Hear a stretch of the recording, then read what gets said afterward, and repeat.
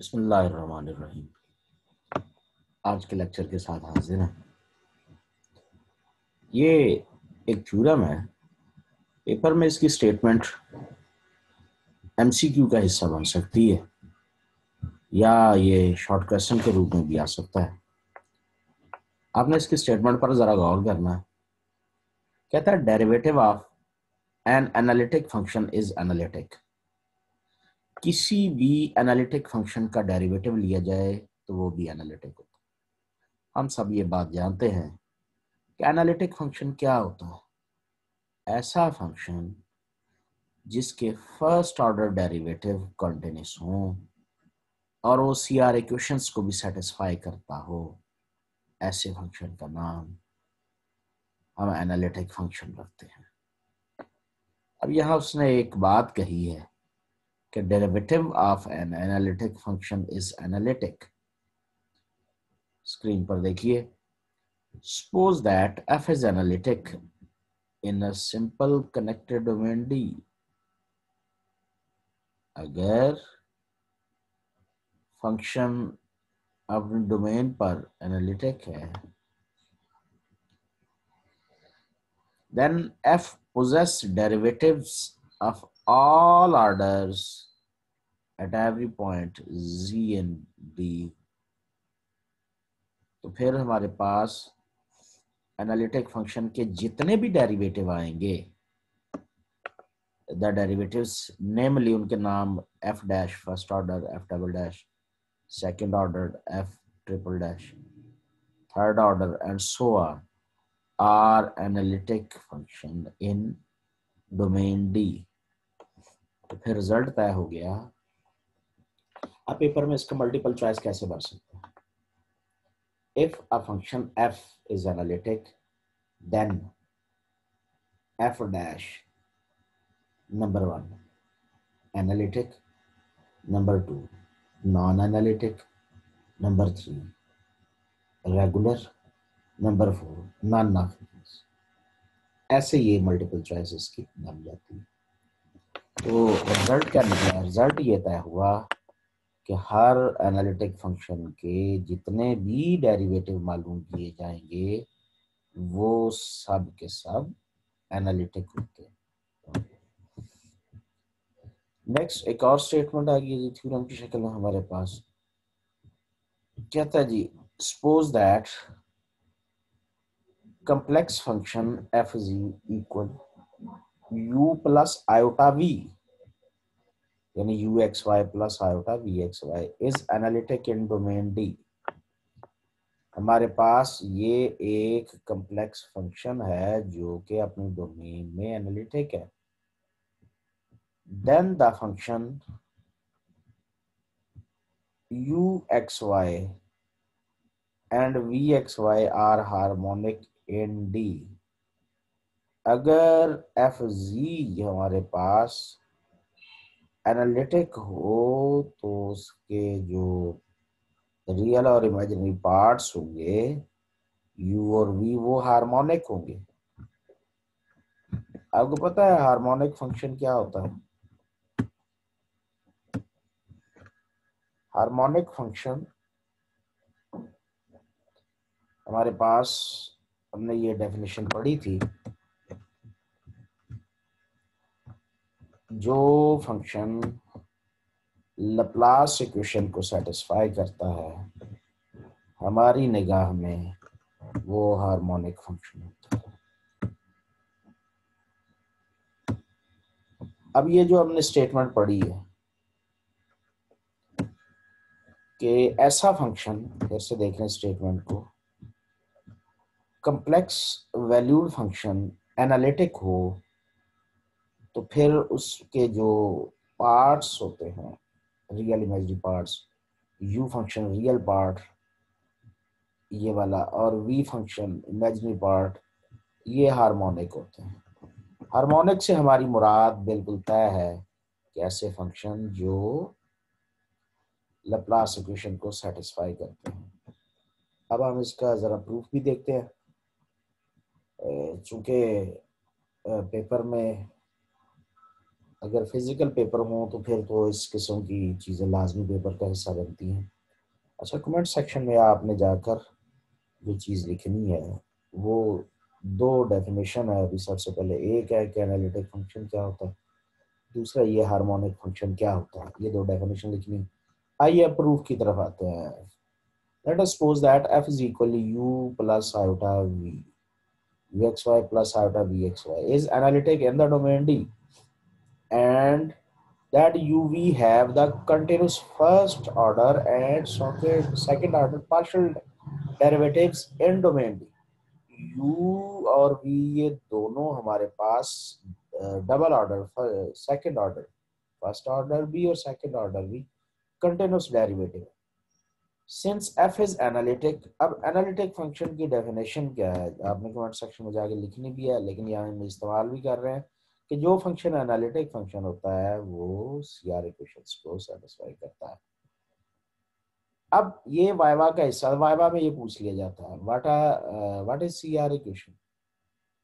तो partial u over partial x equal partial v over partial y and partial u over partial y equal minus partial v over partial x। ये हमारे पास partial differential equation, ये CR equations. ठीक है, differentiate equation one with respect to x, ये जो है, and second with respect to y, दोनों को हमने डिफरेंशिएट करना। Partial 2u over partial x square हो जाएगा, इधर partial 2v over partial x partial y। इस इक्वेशन का with respect to x derivative complete हो गया। ठीक है, अब इस सेकंड इक्वेशन का with respect to y derivative लेंगे। वो क्या होगा, partial two u over partial y square equal minus partial 2v over partial y partial x। अच्छा, इन दो इक्वेशंस के डिफरेंशिएट करने से हमारे पास दो नई इक्वेशंस बन गई, इक्वेशन 3 एंड इक्वेशन 4। दोनों को ऐड कीजिए। ठीक है जी, तो ऐड करने के बाद हम ये बात जानते हैं कि पार्शियल 2v और partial x into partial y same है पार्शियल 2y पार्शियल y और पार्शियल x। ठीक है जी, जब इसमें पुट किया गया तो ये फिर कैंसल आउट हो जाएंगे। तो ये हमारे पास साबित हुआ कि u हमारे पास कोई सिंपल या सादा फंक्शन नहीं, बल्कि ये खास क्वालिटी वाला हार्मोनिक फंक्शन है, चूंकि इसने लैप्लास इक्वेशन को सेटिस्फाई कर दिया है। अब हम ये जो प्रोसेस किया था कि इक्वेशन 1 को हमने x के लिहाज से, इक्वेशन 2 को हमने y के लिहाज से डिफरेंशिएट किया था। अब हम अपने ऑर्डर को चेंज कर लेंगे, इक्वेशन 1 को हम करेंगे y के लिहाज से और इक्वेशन 2 को करेंगे x के लिहाज से डिफरेंशिएट।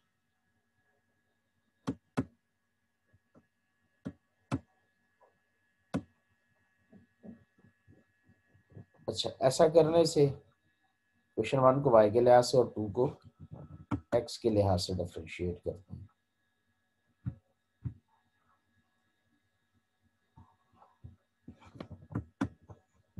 ये बन जाएगी जी नई इक्वेशंस।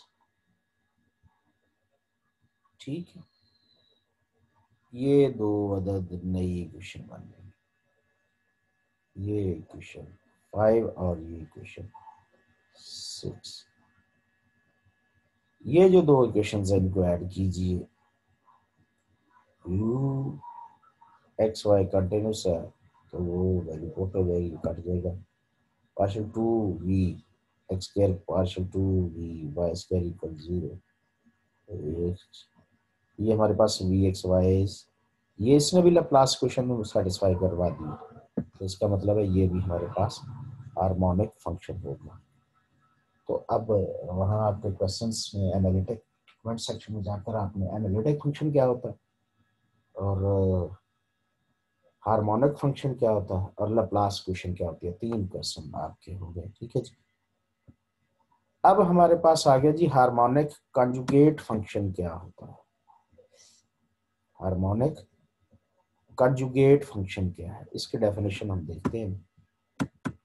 हार्मोनिक कंजुगेट फंक्शन क्या है। Suppose U x Y is a given real function, ये हमारे पास गिवन फंक्शन है, नॉन टू बी हार्मोनिक, और हार्मोनिक भी है, गिवन है लेकिन हार्मोनिक है। If it is possible to find another real harmonic function V x Y, अगर हम एक और harmonic real function V x Y मालूम कर सके, सो दैट इस तरह से कि u and v satisfy the Cauchy-Riemann equation through out the domain D, कि हम डोमेन D के अंदर रहते हुए जो दूसरा एक दिया हुआ फंक्शन है यू एक्स वाई, दूसरा वी एक्स वाई हम तलाश करेंगे ऐसा जो सी आर इक्वेशन को सेटिस्फाई करता हो, then the function vxy is called the harmonic conjugate of uxy। जबरदस्त बात की है, जबरदस्त, कि हम जब एक u है v हम मालूम कर लेंगे तो फिर v को u का हार्मोनिक कंजुगेट कहेंगे, harmonic conjugate function. by combining the functions as uxy plus iota xy, we obtain a complex function that is analytic। ये जब U x Y plus U x Y दिया हुआ we x Y निकाल लिया, दोनों को मिलाया कैसे U x Y plus iota V x Y, ये एक ऐसा फंक्शन है जो कि एनालिटिक होता है। ठीक है जी।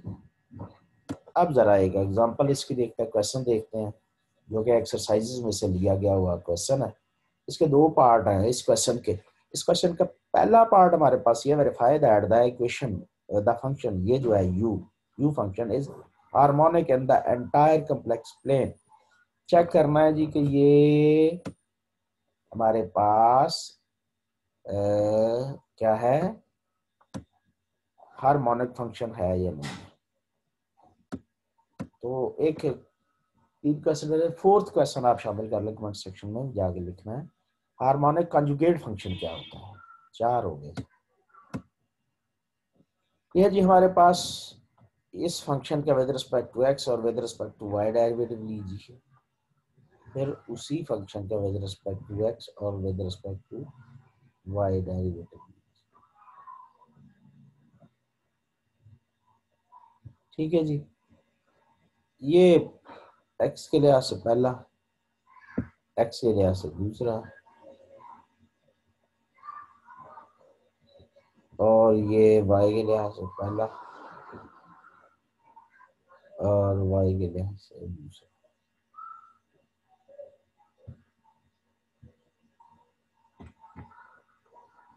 It is clear that the first or second order partial derivative of uxy are continuous। हम ये देख रहे हैं कि ये polynomial functions हैं। polynomial functions जो होते हैं वो continuous होते हैं in the entire complex plane। अब जब हमने u के ये जो डबल ऑर्डर डेरिवेटिव u के लिए है, ये इनको ऐड किया जाए तो हमारे पास आंसर 0 होता है। फिर हम क्या कहेंगे, U x Y is harmonic in the entire complex plane. U harmonic है, यू हमारे पास हार्मोनिक फंक्शन है। अब हमने इसका second part complex harmonic conjugate, यानी इसका यू एक्स वाई है वी एक्स वाई मालूम करना। Since harmonic function, harmonic conjugate function V x Y must satisfy the C R equation, यानी हम मालूम तो कर लें किसी तरह से यू एक्स वाई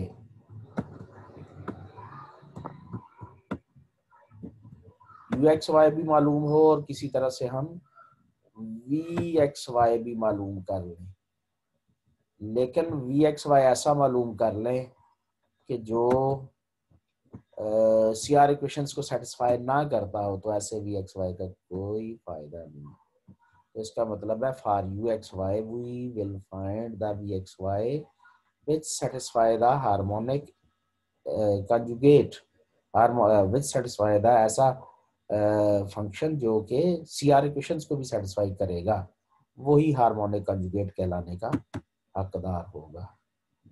ठीक, अब इसमें हमारे पास वो जो क्वेश्चन था जिसका यू एक्स वाई हमने निकाला हुआ था, उसमें ये जरा देखिएगा जी, पार्शियल यू और पार्शियल एक्स मालूम था, ये लिख दिया गया। पार्शियल यू और पार्शियल वाई था, वो भी लिख दिया गया। ये माइनस को इस तरह मल्टीप्लाई कर देगा।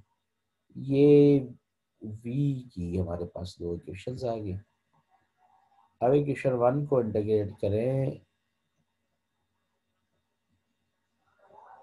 इक्वेशन 1 को जब हम इंटीग्रेट करते हैं विद रिस्पेक्ट टू y, तो 3x square y minus 3y square, और जब हम पार्शियल यू और पार्शियल y की वैल्यू मालूम करते हैं, वो भी इधर पुट कर देते हैं, माइनस दूसरी तरफ जाकर सिंबल चेंज कर देती है, तो दो नई इक्वेशन बन जाती है। अब इक्वेशन 1 को इंटीग्रेट करें विद रिस्पेक्ट टू y,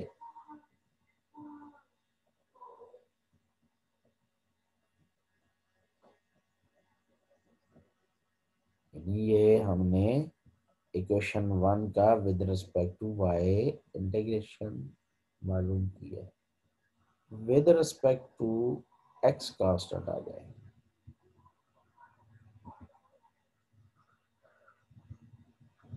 ठीक है जी, ये h ऑफ x कांस्टेंट है with respect to x, v x y 3x square minus y3 plus hx। अच्छा, जो इसमें इक्वेशन ये जो 3 है, इसी को with respect to x differentiate करेंगे आगे। अब इक्वेशन 2 और 3 को मिलाइए जरा।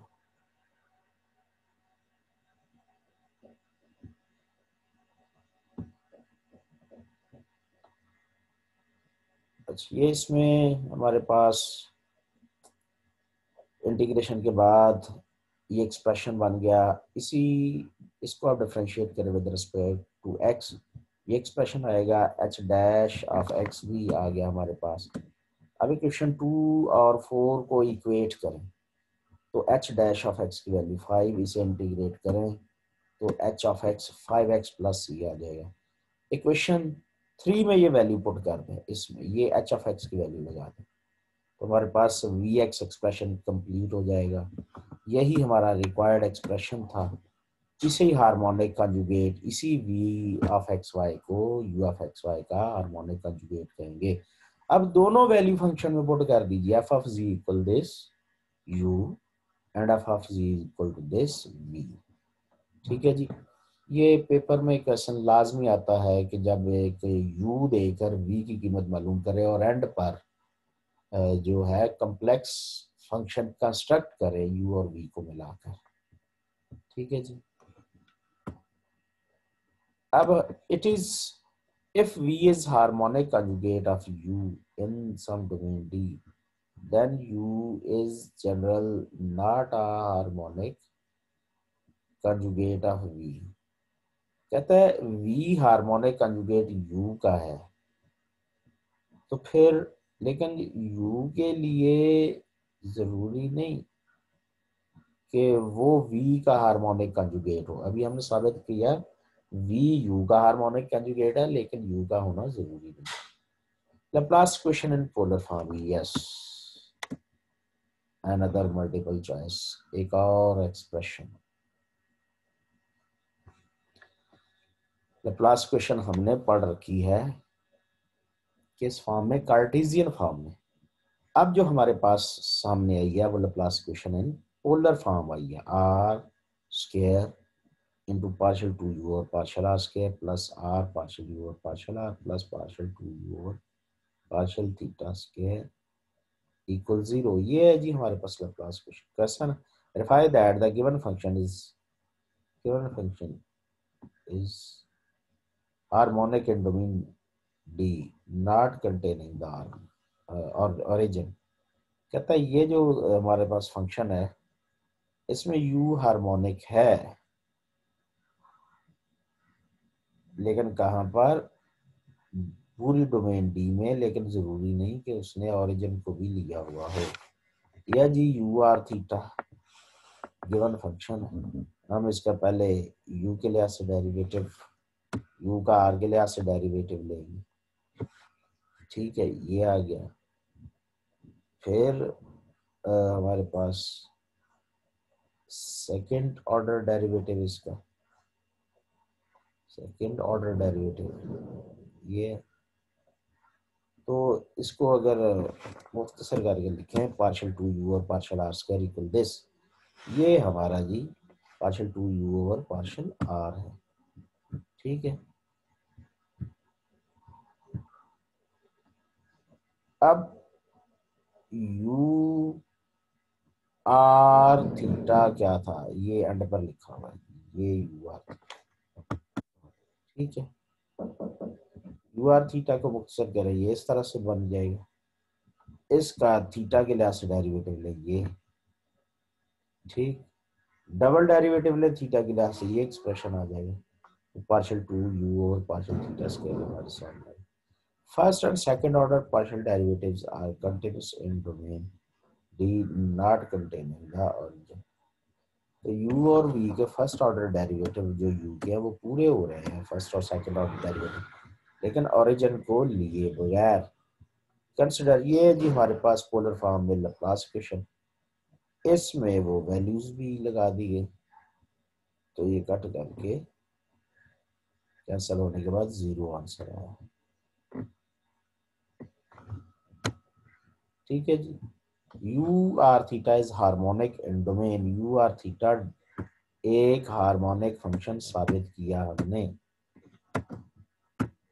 You r theta is harmonic in the domain do not containing, यानी यू आर थीटा हमारे पास हार्मोनिक फंक्शन है डोमेन में, लेकिन ओरिजिन पर नहीं है, ओरिजिन इसमें शामिल नहीं। बड़ा ये इंपॉर्टेंट क्वेश्चन है हमारे पास। Since harmonic conjugate function we must satisfy C R equation, जो इसका हार्मोनिक फंक्शन है उसने सी आर इक्वेशन सेटिस्फाई करनी है। तो ये जो हमारे पास इस वक्त लिखी गई हैं सी आर इक्वेशन, याद रखिएगा ये पोलर फॉर्म में। ठीक है जी, आपने वहां जो 3 सवाल पोस्ट करने थे वहां अब आपने C R equation polar form में भी लिखनी है। 4 सवाल हो गए। ठीक, कमेंट सेक्शन में C R equation in polar form. और यहाँ जो हमने अभी पीछे 2 वैल्यू मालूम कर रखी हैं, u का double derivative, single derivative R के लिहाज से, u का सिंगल डेरिवेटिव थीटा के लिहाज से, वैल्यूज इसमें पुट करें तो हमारे पास पार्शियल v और पार्शियल थीटा, पार्शियल v और पार्शियल r की वैल्यूज आ जाती है। अब आपने सिर्फ इनको जरा हल करना है।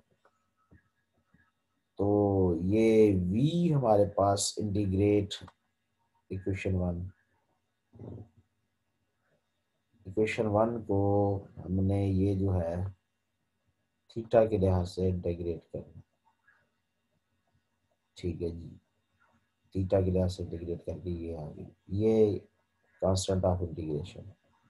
अब इक्वेशन 3 को विद रिस्पेक्ट टू, इसको विद रिस्पेक्ट टू आर हमें डिफरेंशिएट करना, तो ये एच डैश ऑफ थीटा बन जाएगा।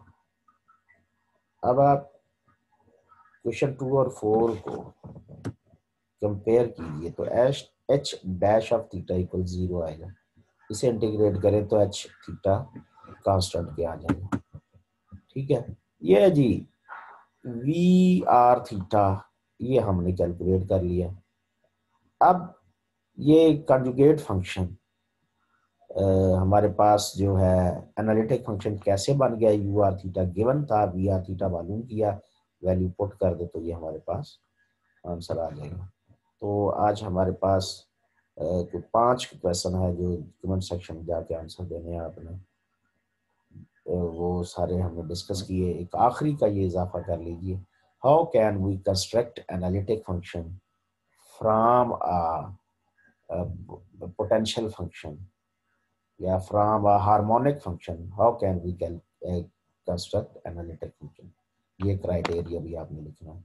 ये आज का लेक्चर इतना ही, बाकी इंशाल्लाह कम्प्लेक्स इंटीग्रेशन स्टार्ट करेंगे नए लेक्चर से। Thank you very much. अल्लाह हाफिज़।